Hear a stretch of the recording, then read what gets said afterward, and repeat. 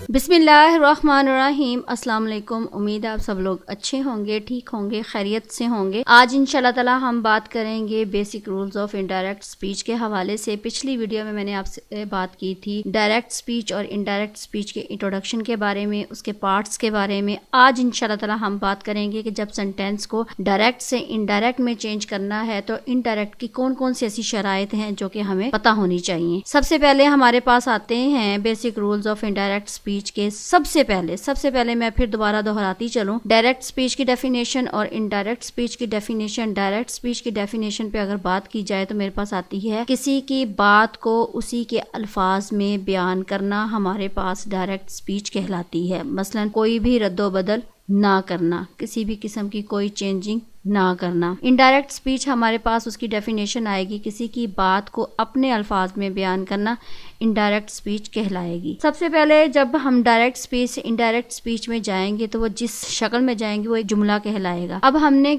कौन कौन से ऐसे पॉइंट्स हैं या कौन कौन सी ऐसी काइंड्स हैं जुमले की, या जुमले की अगर साख्त और बनावट के एतबार से देखा जाए तो कौन कौन सी ऐसी काइंड्स हैं जिनके हम डायरेक्ट और इनडायरेक्ट स्पीच के हवाले से बात करेंगे, डायरेक्ट से इनडायरेक्ट बनाएंगे।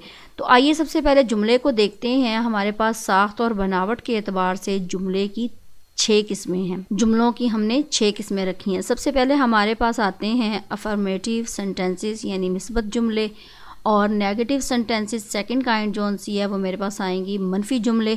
अब अगर इन दोनों को मिला दिया जाए मिस्बत जुमले और मनफी जुमलों को तो हमारे पास आ जाते हैं असर्टिव सेंटेंसेस। थर्ड काइंड हमारे पास आती है इंटरगेटिव सेंटेंसेस यानी सवालिया जुमले। फोर्थ काइंड मेरे पास आएगी इंपरेटिव सेंटेंसेस यानी हुक्मिया जुमले, और फिफ्थ काइंड मेरे पास आएगी एक्सक्लेमेटरी सेंटेंसेस यानी इस्तजाइया जुमले। सिक्स काइंड मेरे पास आएगी ऑप्टेटिव सेंटेंसेस यानी दुआया जुमले। अब ये 6 काइंड्स जितनी भी हैं हम ये 1 बाय 1 करके इनके डायरेक्ट इनडायरेक्ट बनाएंगे, और ये जो सारे हैं ये हमारे पास आएंगे पॉइंट्स काइंड्स ऑफ सेंटेंसेस। तो हमारे पास सबसे पहले अगर हम देखें कि हमने डायरेक्ट से इनडायरेक्ट में जाना है तो हमें कौन सी ऐसी तब्दीलियां देखनी पड़ेंगी, कौन सी ऐसी जो मेन चेंजिंग्स हैं वो कौन कौन सी ऐसी होंगी। तो वो देखते हैं कि जो मेन चेंजिंग्स हैं, पॉइंट्स हैं, वो डायरेक्ट से इनडायरेक्ट में जाने के लिए सबसे पहले हम वर्ब्स में चेंजिंग लाएंगे। चेंज इन वर्ब्स, अफ़ाल में तब्दीली। पहला पॉइंट, पहली तब्दीली जुमले में डायरेक्ट से इनडायरेक्ट जाने के लिए सबसे पहली तब्दीली आएगी कि हमने वर्ब को चेंज करना है। फिर चेंज इन प्रोनाउंस, ज़मायर में तब्दीली, प्रोनाउंस में तब्दीली। प्रोनाउंस आपके पास कौन कौन से हो सकते हैं? प्रोनाउन आपके पास आई भी हो सकता है, ही भी हो सकता है, शी भी हो सकता है।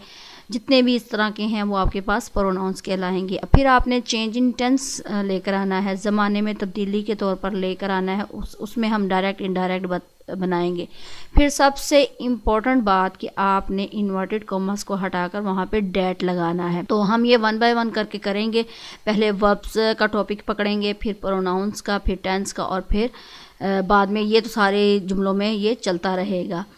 और नेक्स्ट मेरे पास अगर मैं देखूं तो मेरे पास कौन कौन सी शराइत आती हैं वो देखते हैं कि हमारे पास सबसे पहला पॉइंट आता है असर्टिव सेंटेंसेस, जो कि मजमूआ किसका है? अफर्मेटिव सेंटेंसेस का और नेगेटिव सेंटेंसेस का, ये दोनों का। आप सबसे पहले हम इसके डायरेक्ट इनडायरेक्ट बताएंगे।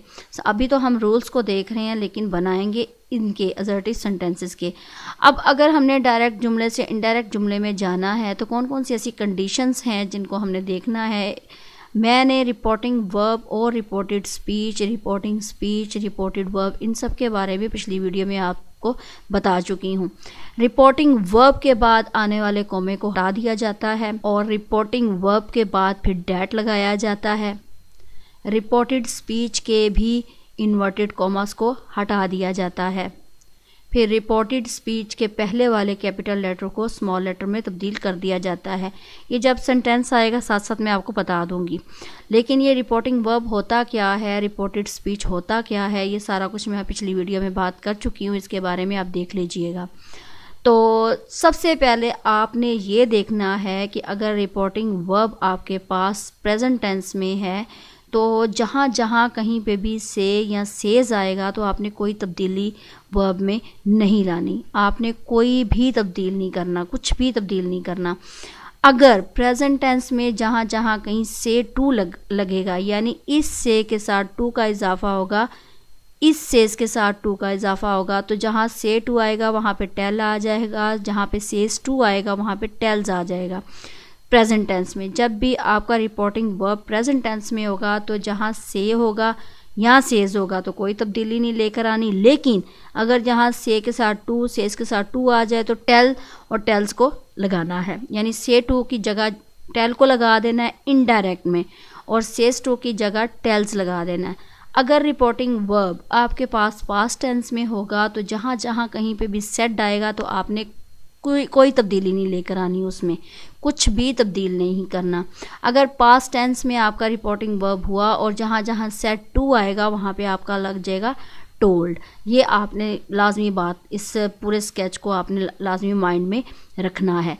पिछली वीडियो में मैंने आपसे बात की थी कि इनडायरेक्ट नरेशन या स्पीच को जो मिलाने वाले या उसको बताने वाले कुछ ऐसे पॉइंट्स होते हैं, मेन पॉइंट्स, ये मैंने पीछे क्लियर कर दिया था कि आपके पास अगर ही सेड टू मी एक जुमला है डायरेक्ट स्पीच में, आई वांट न्यू क्लॉथ, अब पीछे वाला ये जो पीछे वाला जुमला है ये आपके पास पास्ट टेंस में आ रहा है, और ये वाला इन्वर्टेड कॉमास के अंदर है ये आपके पास प्रेजेंट टेंस में है। जाहिर है अगर आपका बाहर वाला पास्ट में है तो इसको भी पास्ट में होना चाहिए। सबसे पहले हम क्या करेंगे, हम सबसे पहले ये करेंगे कि ये जो सेड टू है, अब यहाँ पे देखें सेड टू लगा है, तो मैं आपको बता चुकी हूँ कि अगर रिपोर्टिंग वर्ब आपका सेड टू होगा तो आपने वहाँ पे क्या लगा देना है, टोल्ड। तो मैंने यहाँ पे लगा दिया टोल्ड, ही टोल्ड मी। अब ये कॉमा और इन्वर्टेड कॉमर्स को ख़त्म करने के लिए हमने क्या तब्दीली लेकर आनी है कि यहाँ पे डैट लगाना है, डैट लगा दिया। अब ये जो प्रोनाउन आई है ये चेंज होगा ही में। जब कभी भी ये जो रिपोर्टेड स्पीच का सब्जेक्ट है वो इसके सब्जेक्ट के, इसका जो प्रोनाउन है, रिपोर्टेड स्पीच का जो प्रोनाउन है वो इसके सब्जेक्ट में चेंज होगा, तो यहाँ पे इसकी जगह आ जाएगा ही। ये जब हम चेंज इन प्रोनाउंस करेंगे तो तब आपको बात क्लियर हो जाएगी। तो यहाँ पे ही आ गया, वांटेड आ गया, फिर न्यू क्लॉथ्स, ये इनडायरेक्ट स्पीच में चेंज जुमला हो गया। अब यहाँ पे देखें कि ये मेन पॉइंट्स हैं कि आपने उल्टे कोमा को ख़त्म करके डैट लगा दिया, डैट, इफ़ या टू, ज़्यादातर डैट लगाया जाता है तो आपने क्या करना है यहाँ पे डैट लगा दिया। इफ़ क्यों लगाते हैं, टू कहाँ पे लगाते हैं, ये बात की बात है। जब आपने रिपोर्टेड स्पीच का पहला हरफ कैपिटल, यहाँ पे देखें अब रिपोर्टेड स्पीच का पहला हरफ आई बड़ा है, लेकिन जब ये इनडायरेक्ट में बात जाएगी तो इसको कैपिटल आप नहीं लिखेंगे, आप इसको ही का जो एच है वो आप स्मॉल में लिखेंगे। तो ही वांटेड न्यू क्लॉथ, तो वो यही कह रहा है कि रिपोर्टेड स्पीच का पहला हरफ कैपिटल की बजाय आपने क्या करना है, स्मॉल लिखना है। तो ये तो था मेरे पास इनडायरेक्ट स्पीच का 3-4 जो मेन पॉइंट्स हैं। नेक्स्ट मेरे पास आता है कि ये एक वही एग्जाम्पल है, इसको मैंने इस तरह आपको समझाने के लिए किया ताकि आपको क्लियरली बात समझ में आ जाए। ये डायरेक्ट स्पीच का सेंटेंस है, he said to me I want new clothes, he told me that he wanted new clothes. ठीक है, ये मैंने आपको बात समझा दी। अब यहाँ पे मैंने डायरेक्ट से इनडायरेक्ट में जाना है, तो डायरेक्ट में मेरे पास रिपोर्टिंग वर्ब क्या होगा, सेड टू। सेड टू जब इनडायरेक्ट में जाएगा तो टोल्ड बन जाएगा, वो मैंने यहाँ पे लिख दिया।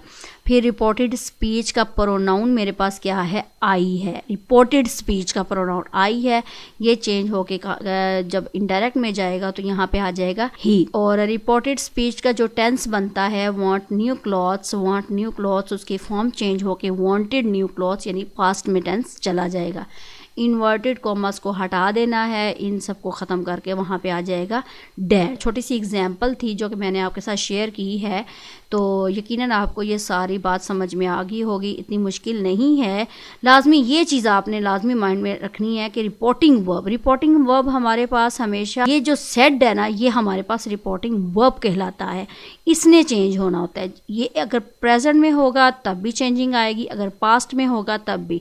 वो आप इस चीज़ को आपने अपने माइंड में रखना है। तो यकीनन आपको ये जो रूल्स हैं इनडायरेक्ट स्पीच के, ये आपको समझ में आ गए होंगे, इतने मुश्किल नहीं हैं, तो इसको नोट डाउन कर लीजिएगा। नेक्स्ट वीडियो तक इजाज़त दें जो कि मेरे पास आएगी चेंज इन वर्ब्स के हवाले से। तो इंशाल्लाह ताला नेक्स्ट वीडियो में आपको पूरी डिटेल के साथ समझा दूंगी। तो नेक्स्ट वीडियो तक इजाज़त दें, अपना ख्याल रखिएगा, दुआओं में याद रखिएगा। अल्लाह हाफिज़।